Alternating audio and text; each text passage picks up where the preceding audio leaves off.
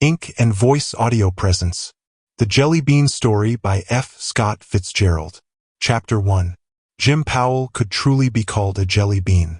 While I'd love to paint him as a charming figure, it would be dishonest to mislead you on that account. He was, by every measure, a full-blooded, dyed-in-the-wool jelly bean, almost entirely so by all appearances, and he lived a life of indolence through what could only be described as year-round jelly bean season. This season lasted all year in the Deep South, far below the Mason-Dixon line. Call a man from Memphis a jelly bean, and he might just draw a long rope from his back pocket and string you up on the nearest telegraph pole. Say the same to someone from New Orleans, and he'll likely flash a grin and ask who's escorting your date to the Mardi Gras ball. Jim's hometown, a sleepy southern city of 40,000 residents nestled somewhere between these two places, had been drowsing for as many years as it had people.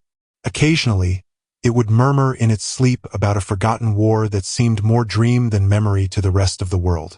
Jim Powell was indeed a jelly bean. I repeat it because the phrase itself sounds oddly delightful, almost like the start of a fairy tale, as though Jim were some lovable, plump character with a cap blooming with vegetables and leaves. But that image doesn't hold. Jim was tall, lanky, and perpetually stooped from hovering over pool tables. He fit the mold of what northern folks might bluntly call a street corner loafer.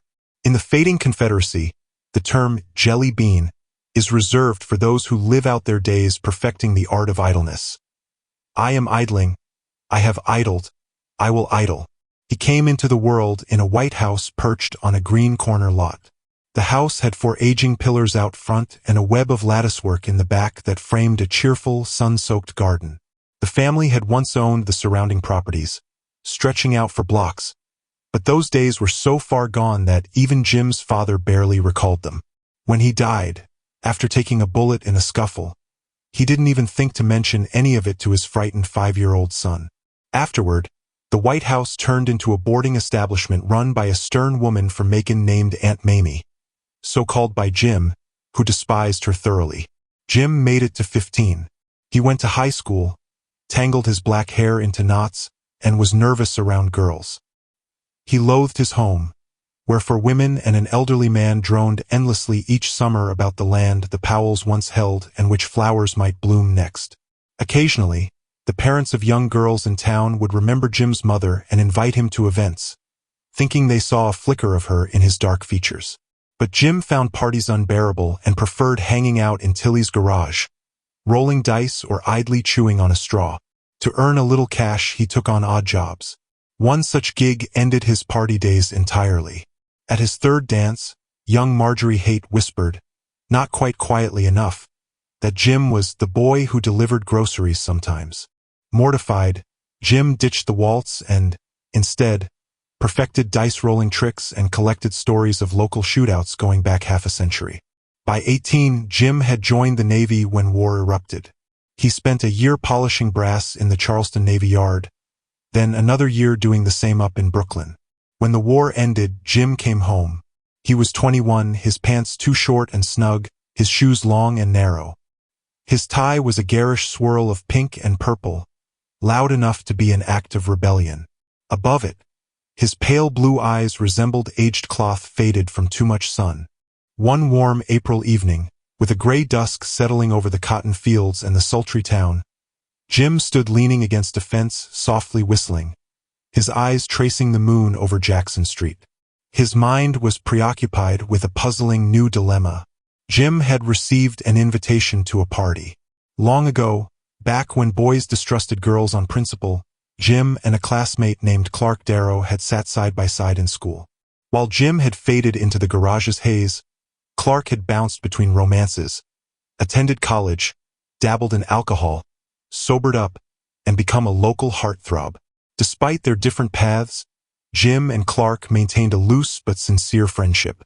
That very afternoon, Clark's old Ford rolled up beside Jim on the sidewalk. Out of nowhere, Clark had invited him to a party at the country club. The urge that led Clark to extend the invitation was no more peculiar than the impulse that made Jim agree. For Jim, it was probably a restless boredom mixed with a nervous thirst for something new. Now, as he thought it over seriously, he began to hum a tune, tapping his long foot against a loose stone on the sidewalk, causing it to jiggle rhythmically with his deep, low singing. One smile from home in Jelly Bean Town. Lives Jean, the Jelly Bean Queen. She loves her dice and treats 'em nice. No dice would treat her mean. He trailed off and gave the stone a playful kick, making it bounce. Daggin! He mumbled under his breath. They were all going to be there, the usual crowd, the one that, by heritage and the old White House, now long sold, and the faded portrait of a Confederate officer above the mantel Jim should have rightfully belonged to. But that crowd had grown up side by side, maturing slowly and tightly bound, just like the hemlines of the girls' dresses had steadily lowered, or the boys' trousers had suddenly reached their shoes. It was a community of shared childhoods, familiar nicknames, and long-forgotten young romances. And to them, Jim was an outsider. He was lumped in with the town's working-class boys, the poor whites. Most of the men in the group knew him in passing and greeted him with mild amusement. He might tip his hat to a few of the girls. That was the extent of it. By the time the dusk had deepened into a hazy indigo canvas for the rising moon, Jim was walking through the warm, musky streets toward Jackson Street.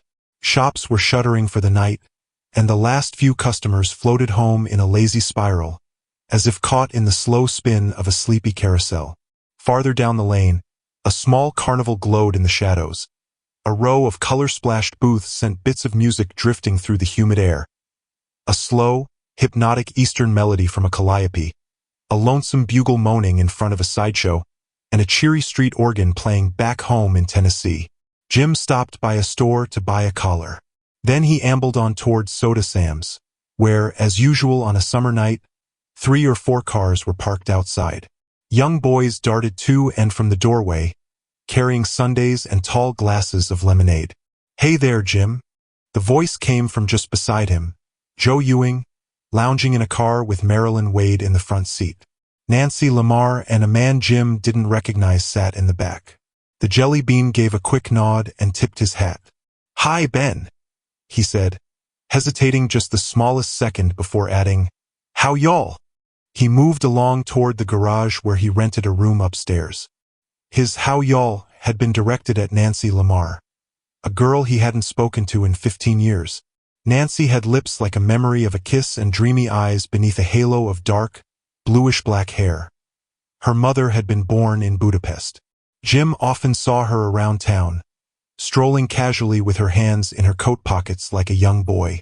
Together with her ever-present companion Sally Carol Hopper, she had reportedly left a wake of broken hearts from Atlanta to New Orleans.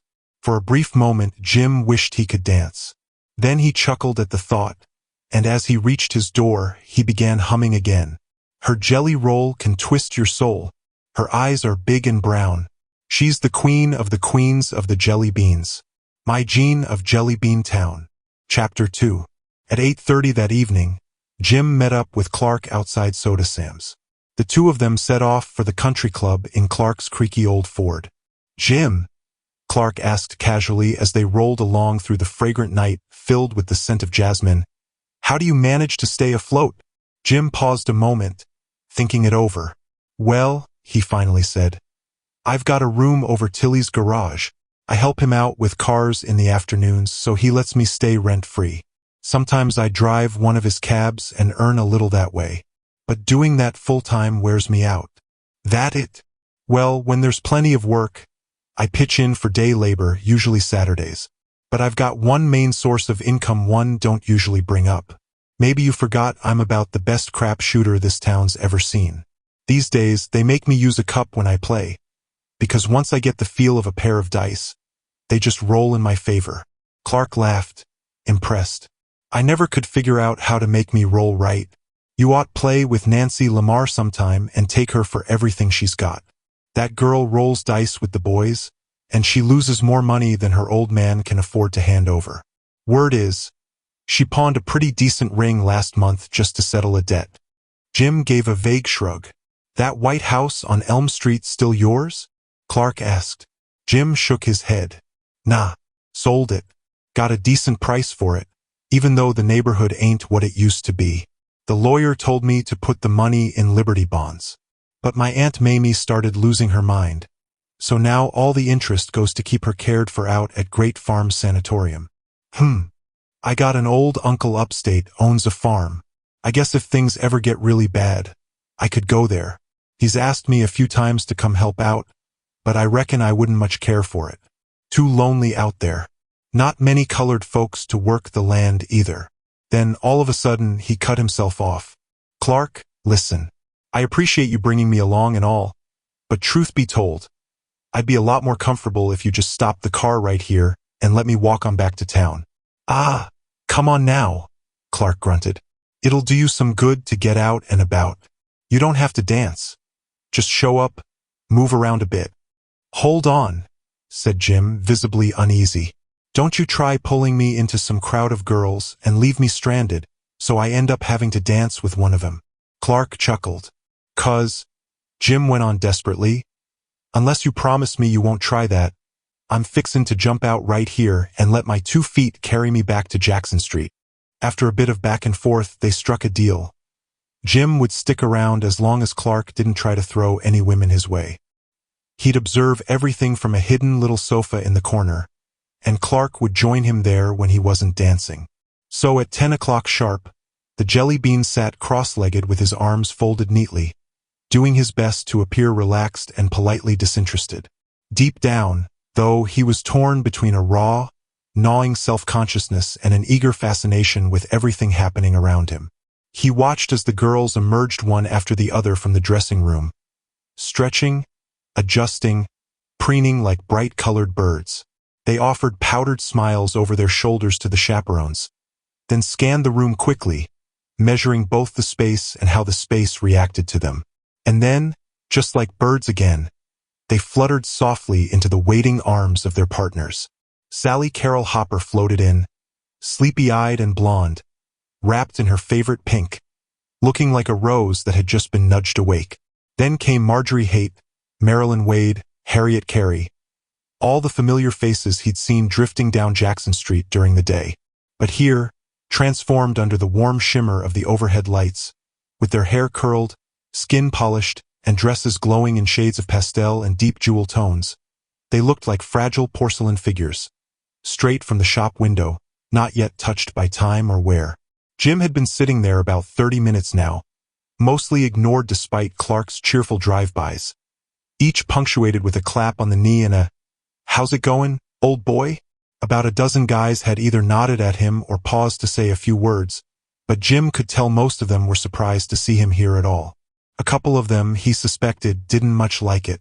But right around 10:30, something shifted inside him. That cloud of discomfort suddenly lifted, and in its place came a kind of breathless, electrified interest. Nancy Lamar had stepped out of the dressing room. She wore a dress of soft yellow organdy, layered with delicate ruffles, cinched with a wide bow in the back. The whole outfit shimmered faintly, casting a glow of black and gold as she moved. She seemed to carry her own quiet light. Jim's eyes widened, and a lump rose in his throat. She stood near the doorway for a moment, waiting until her partner approached. Jim recognized the guy. It was the same man who'd been in Joe Ewing's car that afternoon. Nancy put her hands on her hips, leaned in, said something low, and laughed. The man laughed too, and then Jim felt it. A sharp, strange ache. Something unfamiliar and stinging. In that fleeting moment between them, something had passed. Some beam of warmth, some perfect alignment. A flicker of a sun that had just touched Jim only minutes ago. And now he felt like a shadow, just a weed left in the dark. A minute later, Clark appeared, eyes bright, face glowing. "Hey there, old sport," he greeted, not particularly inspired in his delivery. "How's it going?"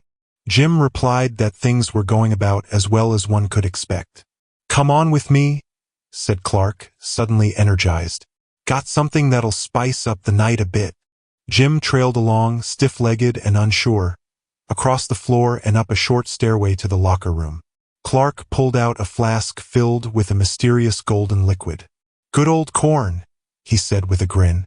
A tray of ginger ale followed. The drink needed more than soda water to make it palatable. "Say," Clark said, catching his breath, Did you notice how stunning Nancy Lamar looks tonight? Jim nodded. Sure did. She looks real fine. All done up tonight like she's starring in a picture show. Clark went on. See that guy she's with? Big guy? White trousers. Yeah, that's Ogden Merritt from Savannah. His old man's the one behind Merritt Safety Razors. Been chasing her around for months. Head over heels for her. She's a wild one, that Nancy, Clark continued, a fond smile on his face. But I've always liked her. Everyone does. But man, she pulls the wildest stunts. Gets away with them too, most times. Her reputation's taken a few hits, though. That's so? Jim handed over his glass. That's good stuff. Not too bad, Clark admitted. Yeah, she'll shoot craps, you know. Loves her highballs too. I promised her one later tonight. She in love with this Merritt guy? Who knows? Clark said with a shrug. Seems like all the best girls end up marrying and moving off somewhere. He poured himself another swig, then carefully sealed the bottle. Look, Jim, I gotta head back down to dance. Would you mind carrying this flask for me? Stick it in your coat. As soon as someone sees I've got it. Next thing I know, everyone wants a sip and suddenly my good time's gone dry. So Nancy Lamar might be settling down. The pride of the town soon to belong to one man. This man in white slacks, all because his daddy figured out how to make a better razor blade than the next guy. As they walked back downstairs, Jim couldn't shake the thought. It left him oddly heavy. For the first time in his life, something soft and aching stirred inside him. A picture formed in his mind. Nancy, hands in her pockets, walking down the street like a boy prince, snagging an orange from the fruit stand like a tax paid in smiles. Running a soda tab, she had no intention of settling at Soda Sam's. Gathering a crowd of lovesick boys and riding off with them for an afternoon of sunshine, swimming and teasing laughter. He wandered out onto the porch and slipped into a shadowed corner, between the glowing moonlit grass and the lone bright door to the ballroom. There he sank into a chair, lit a cigarette, and let his mind drift into the half-waking fog that usually cradled him at this hour. But tonight the reverie was richer, flavored by summer heat and the scent of powder that clung to the air, rising warm from the hollows of dresses, mingling into a heady perfume that slipped through the open doors. Even the music changed, muted by a honking trombone. It melted into a warm, lazy hum, a soundtrack to the shuffling of countless dancing feet. Suddenly, the rectangle of golden light spilling out the door darkened. A figure had stepped into it. A girl had come out of the dressing room and now stood on the porch, no more than 10 feet away. Jim heard a soft, surprised doggone. And then, she saw him. It was Nancy Lamar. Jim stood quickly. Evening, hello. She paused, looked him over, and then came closer. Oh, it's Jim Powell. He offered a small bow, fumbling for something to say. Say, she blurted out. Do you know anything about gum? Gum. Jim repeated, confused. I've got gum on my shoe. Some complete idiot left it on the floor and, of course, I stepped right in it. Jim turned red for no reason he could name. You know how to get it off? She asked, clearly annoyed. I've tried a knife, tried everything in the dressing room, even used soap and water, then perfume, and I ruined my powder puff trying to blot it up. Jim looked puzzled but thought hard. Well, I think maybe gasoline. She didn't even wait for the sentence to end. She grabbed his hand and yanked him off the porch, dashing across a flower bed and pulling him full speed toward a row of parked cars near the first hole of the golf course. Turn on the gas, she ordered breathlessly. What? For the gum, of course. I can't dance with this mess stuck to my shoe. Jim obediently turned toward the parked cars and began checking them out, focused on finding something that could serve as a suitable solvent. Had she asked for the whole engine, he probably would have tried to hand it over. Here we go, he said after a short search. This one's got an easy valve. Got a handkerchief. It's upstairs, soaked. I used it with the soap and water. Jim patted down his coat and pants. Don't think I've got one either. Doggone it. Well, we'll just have to let it run straight onto the ground. He twisted the spout, and a few drops began to drip. More, she insisted. He opened it up wider. The dripping became a stream, pooling beneath the car, shimmering in the moonlight like a shallow mirror reflecting a dozen jittery little moons. Ah, she sighed, content. Let it all out. Only thing to do now is step right in it. He turned the tap on full in a small panic, and the puddle expanded rapidly, sending little runnels and streams outward across the dirt. Perfect. Now we're getting somewhere. Hitching up her dress, she stepped into the pool with an easy grace. I know this'll get it off, she said confidently. Jim smiled. Plenty more cars if we need backup. She stepped out delicately and began to scrape her slipper against the car's running board, brushing the sides and sole as neatly as if she were polishing it. That was too much for the jelly bean. He doubled over, laughing until he wheezed, and a moment later, she joined him. You're here with Clark Darrow, right? She asked as they made their way back to the porch. Yeah. You know where he is? Probably still dancing. Well, shoot. He promised me a highball. Jim shrugged. I reckon that's fine. I got his bottle right here in my coat. She turned to him with a bright grin. Guess you'll need some ginger ale though, he added. Not for me. Just hand over the bottle. You serious? She gave a scoffing laugh. Try me. I can outdrink most men. Let's sit. She perched lightly on the edge of a table, and he sank into a wicker chair nearby. She uncorked the bottle, tipped it back, and took a long pull. Jim watched, a little amazed. You like it? She shook her head, catching her breath. No, but I like how it makes me feel. I think that's true for most folks. Jim nodded slowly. My old man liked it too much. It got him in the end. American men, Nancy said seriously, don't know how to drink. Huh. Jim blinked. Really? She went on, a little airily. They don't know how to do much of anything properly. My one regret in life is that I wasn't born in England. In England? Yup, that's my only regret. You been there? Nope, but I've met plenty of Englishmen, soldiers from the war. Some went to Oxford and Cambridge, that's like Sewanee or UGA for us. And I've read every English novel worth reading. Jim listened, intrigued and a little baffled. You ever hear of Lady Diana Manners? She asked, eyes bright. Jim shook his head. Can't say I have. She's who I'd want to be. Dark hair, like me and wild as anything. She once rode her horse right up the steps of some big cathedral or church. After that, every novelist had their heroine try it too. Jim gave a polite nod, thoroughly lost. Pass the bottle, Nancy said. Just one more won't hurt. Not even a baby. She tipped it again, then let out a breathless sigh. People over there, across the pond, they've got style. Nobody around here does. I mean, the boys here? Not even worth putting on a dress for. No excitement, no flair. You know what I mean? I guess I do. Or don't, said Jim, unsure where he stood. I'd love to be the kind of girl who did big things. Wild, stylish things. I really think I'm the only girl in this whole town who's got any style. She stretched her arms and gave a slow, lazy yawn. Pretty night, huh? Sure is, said Jim. Be nice to have a boat, she said dreamily. Sail out on some silver river. Like the Thames, maybe. Champagne, caviar sandwiches. Just 8 people, only the interesting ones. And one man would throw himself overboard, just to keep things lively. Like some guy did with Lady Diana Manners once. He did it to impress her? Well, he didn't mean to drown. He just meant to dive in for laughs, she said lightly. I guess they all just about split their sides when he didn't come back up. She paused, grinning faintly. Maybe they chuckled a little. I bet she did, anyway.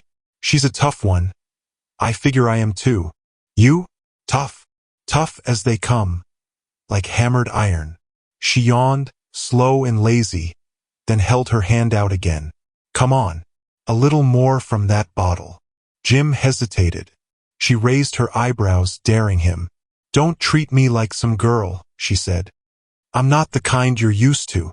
Then she tilted her head, as if rethinking it. Still, maybe you've got sense. Old head on young shoulders. Suddenly she stood and moved to the doorway. Jim rose, awkward. "Good night," she said with cool grace. "Good night. And thanks, Jelly Bean." She slipped inside, leaving him standing wide-eyed on the porch, the bottle still in his hand. Chapter 3. At midnight, a slow parade of cloaked girls filed out from the dressing room, pairing up with boys in coats like dancers lining up in some sleepy cotillion. Laughter trailed behind them, soft and satisfied, as they drifted outside into the darkness, where cars snorted to life, tires crunched over gravel, and parting calls floated through the night air. Clusters formed around the water cooler as the party thinned. Jim, seated quietly in the corner, stood and scanned the room for Clark. They'd met an hour earlier, and Clark had gone back inside to dance. Hoping to find him, Jim wandered into the soft drink room. Once a bar, now sleepy and dim. Inside, only a drowsy black attendant nodded behind the counter, and two boys toyed lazily with dice at a far table. Jim was about to head back out when Clark came through the door. They spotted each other instantly. "Hey Jim," Clark called. "Come on and help us polish off this bottle. Not much left, but enough for one more round." A loose knot of partiers was lounging near the entrance. Nancy, a fellow from Savannah, Marilyn Wade, and Joe Ewing, all laughing and half-drunk with the late hour. Nancy caught Jim's eye and tossed him a quick, knowing wink. They settled around a table, calling for ginger ale. Jim, not quite at ease, kept his eyes on Nancy, who had already moved over to the dice game with the two boys. "Bring them over here," Clark suggested. Joe looked around warily. "Let's not make a scene. It's against the club rules." "No one's here," Clark said. "Just Mr. Taylor, pacing like he's lost his mind trying to figure out who drained his car." The group burst into laughter. "I'll bet anything Nancy stepped in it again," said someone. "You can't leave a car parked when she's around." "Oh, Nancy," someone teased. "Mr. Taylor's on your trail." Nancy's cheeks glowed from the game and the hour. "I haven't even seen his little flivver in weeks." A hush fell over the table. Jim turned and saw a man of uncertain age standing in the doorway, gaze sharp and expression unreadable. Clark, not missing a beat, called out, "Care to join us, Mr. Taylor?" "Thanks." Taylor pulled out a chair with stiff formality. "Guess I better. I'm waiting on someone to scrounge up some gasoline. Some joker decided to have fun with my tank." His eyes darted quickly between the faces at the table. Jim wondered how long he'd been standing there, and what he might have heard. "I'm feeling lucky tonight," Nancy called, tossing her 4-bit piece onto the table. "Faded," Taylor snapped, diving into the game. "Why, Mr. Taylor? I didn't know you played." Nancy practically beamed. The two had been on bad terms ever since she'd shot down a string of bold attempts from him. "All right, babies," she said sweetly to the dice. "Mama needs a little ol' 7. With a practiced flick of her wrist, she rolled them out. "Aha! Knew it." And again the bet went up. After 5 winning rolls, Taylor's smile was gone. She was pushing his buttons now, throwing in double after double. Jim saw the pride dancing behind her grin, each roll a little more personal than the last. "You might want to ease up a little," he said softly. "Ah, but watch this one," she whispered, eyes gleaming. The dice clattered, 8 on the throw, and she claimed her number like a queen calling her suit. "Little Ada, this time we're headed south." Ada from Decatur rolled the dice with a lazy flick across the table. Nancy's cheeks were flushed, her laughter trembling on the edge of hysteria, yet luck still rode her side. She pushed the pot higher and higher, refusing to fold, while Taylor drummed impatient fingers on the wood, stuck fast in the game. Then she reached for a 10 and lost the dice. Taylor snatched them eagerly, silence folding over the table except for the crisp patter of chips and the dice clattering again and again. The tension held in the hush of waiting breaths. Nancy had the dice back now, but the luck had slipped away. An hour drifted by, dice jumping back and forth like restless spirits. Taylor kept coming, again and again, wearing her down until they stood even. Then, in the final breath, Nancy lost her last $5. "Will you take my check?" she asked swiftly, voice trembling, hand shaking as it reached for her purse. $50, and we'll shoot it all? Clark and Joe exchanged uneasy, worried looks. Jim understood then, her fragile bravado, the good old corn he'd slipped her earlier, the same that had kept her afloat this long. He wished he dared step in.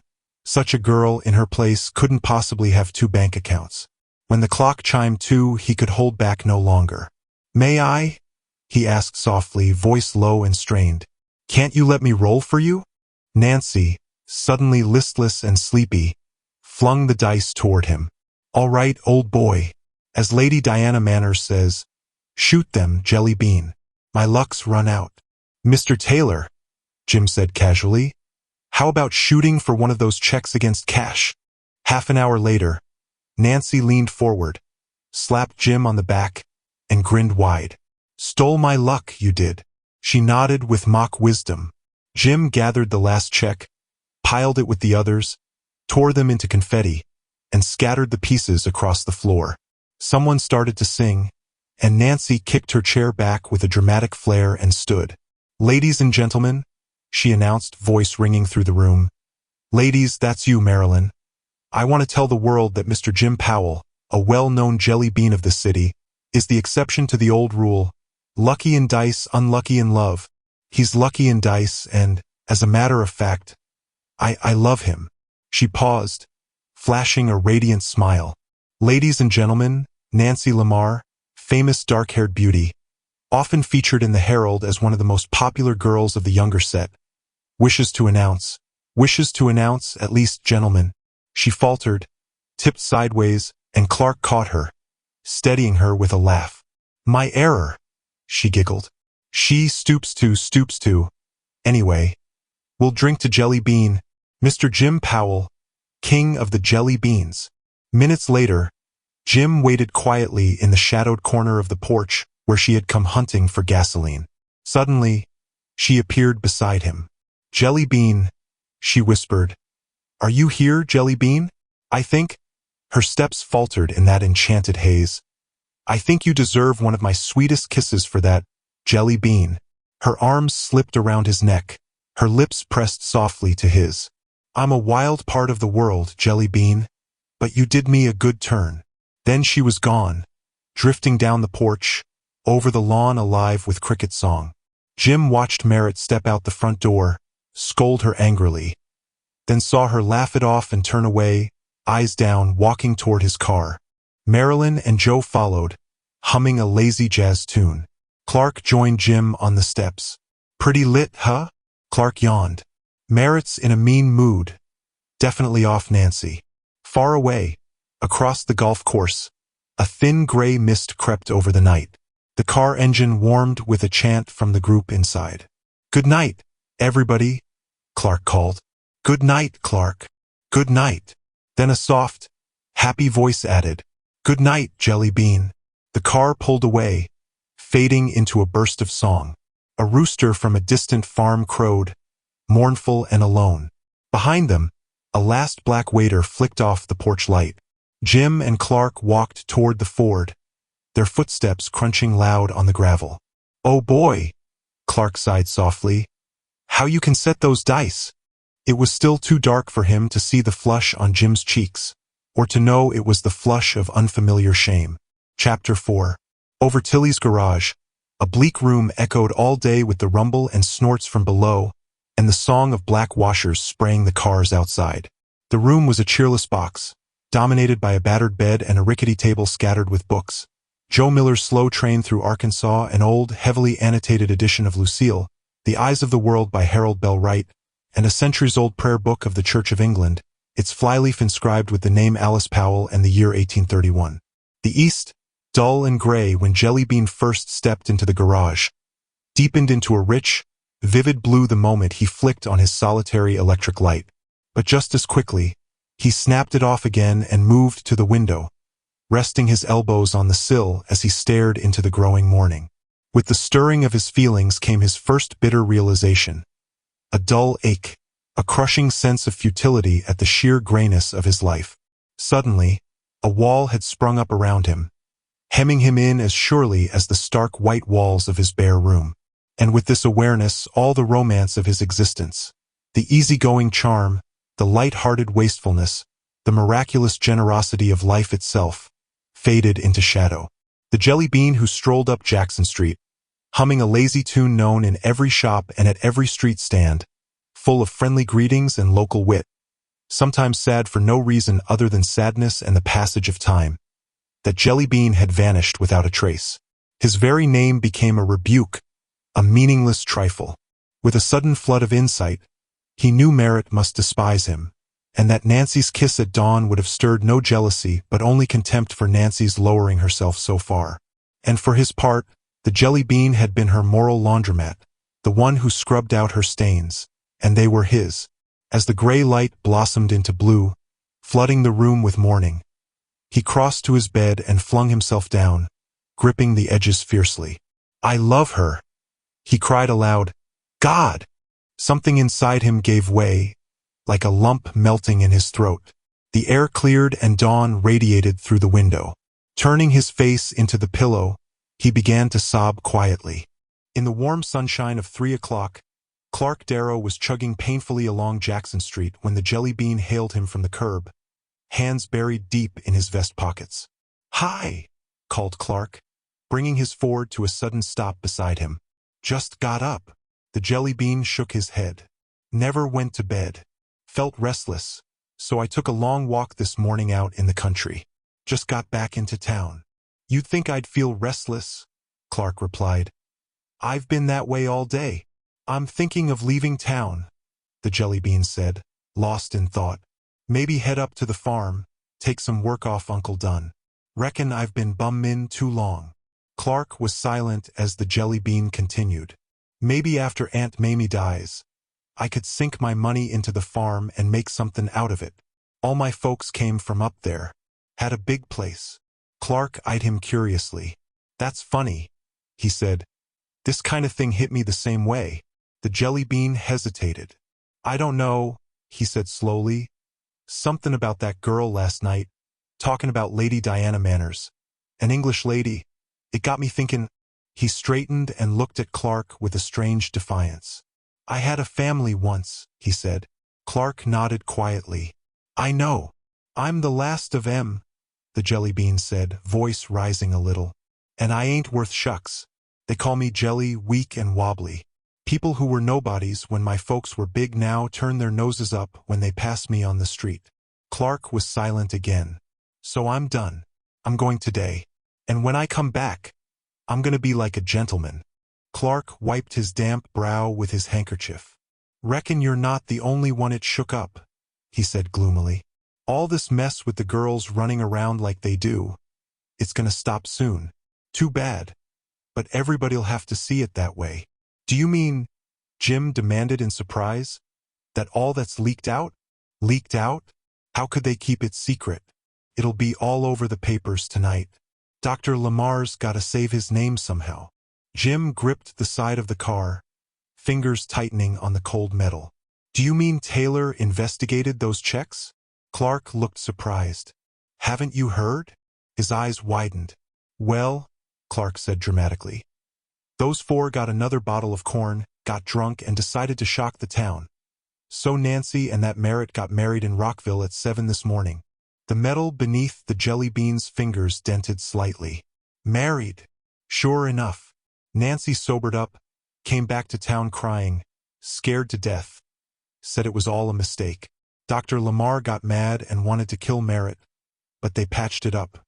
Nancy and Merritt left on the 2:30 train to Savannah. Jim closed his eyes, fighting a wave of sickness. "It's too bad," Clark said thoughtfully. "I don't mean the wedding.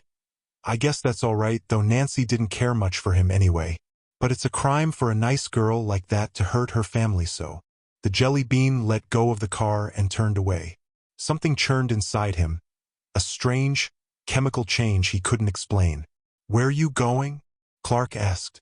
The jelly bean glanced back over his shoulder, dull and tired. "Got to go," he muttered. "Been up too long. Feelin' right sick." "Oh." The street simmered under the heat at 3, hotter still by 4, April dust clinging to the sun and throwing it back like an old joke told over and over through endless afternoons. But by 4:30, a calm settled, and shadows stretched under the awnings and heavy-leaved trees. In that heat, nothing mattered. Life became weather, a waiting through the scorch, where events lost meaning, waiting for the cool that softened like a woman's hand on a weary forehead.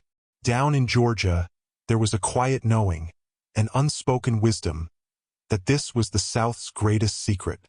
So the Jelly Bean drifted into a pool hall on Jackson Street, sure to find a familiar crowd who'd laugh at all the old jokes, the ones he knew. Thank you for listening. If you enjoyed our recording, please consider liking this video and subscribing to our channel so you don't miss any future audiobooks.